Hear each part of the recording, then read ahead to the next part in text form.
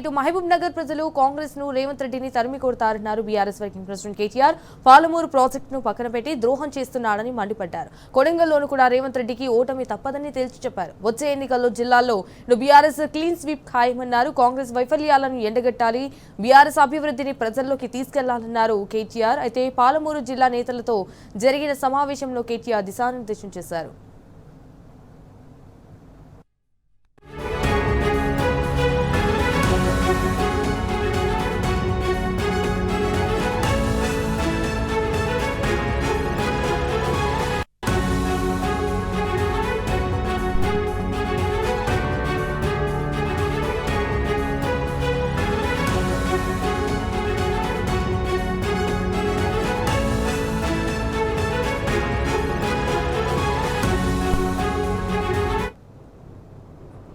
మహబూబ్ నగర్ ప్రజలు కాంగ్రెస్ ను రేవంత్ రెడ్డిని తరిమి కొడతారన్నారు బీఆర్ఎస్ వర్కింగ్ ప్రెసిడెంట్ కేటీఆర్. పాలమూరు ప్రాజెక్టును పక్కన పెట్టి ద్రోహం చేస్తున్నాడని మండిపడ్డారు. కొడంగల్లోనూ కూడా రేవంత్ రెడ్డికి ఓటమి తప్పదని తేల్చి చెప్పారు. వచ్చే ఎన్నికల్లో జిల్లాల్లో బీఆర్ఎస్ క్లీన్ స్వీప్ ఖాయమన్నారు. కాంగ్రెస్ వైఫల్యాలను ఎండగట్టాలి, బీఆర్ఎస్ అభివృద్ధిని ప్రజల్లోకి తీసుకెళ్లాలన్నారు కేటీఆర్. అయితే ఇటు పాలమూరు జిల్లా నేతలతో జరిగిన సమావేశంలో కేటీఆర్ దిశానిర్దేశం చేశారు.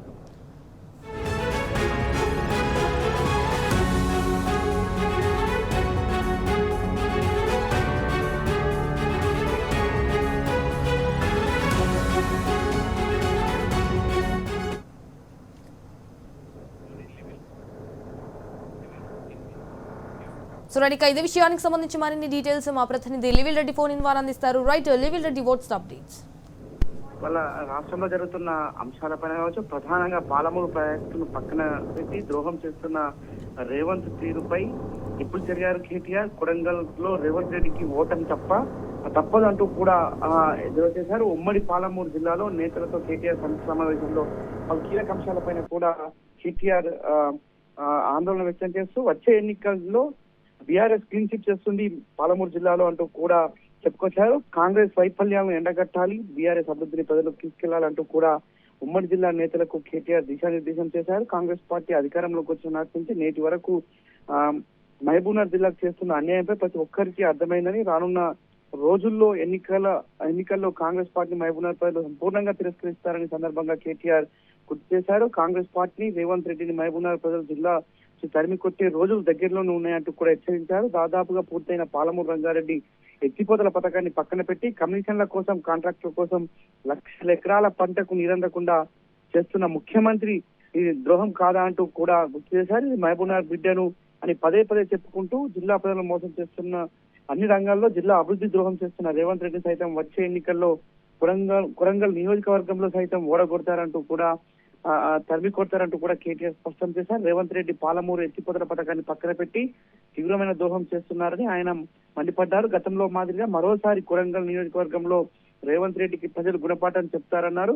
కేవలం మాటలు చెప్పి ప్రకటనలకే పరిమితమై జిల్లా ప్రజలకు ఒరిగిందేమి లేదంటూ కూడా ఇప్పటికే అందరికి తెలిసిపోయిందని, ప్రజలకు చేయాల్సిన అభివృద్ధిని పూర్తి చేయాల్సిన ప్రాజెక్టును పక్కన పెట్టి కేవలం రాజకీయాలు చేస్తున్న రేవంత్ రెడ్డిని ప్రజలు తగిన గుణపాఠం చెప్తారంటూ కూడా గుర్తు చేశారు.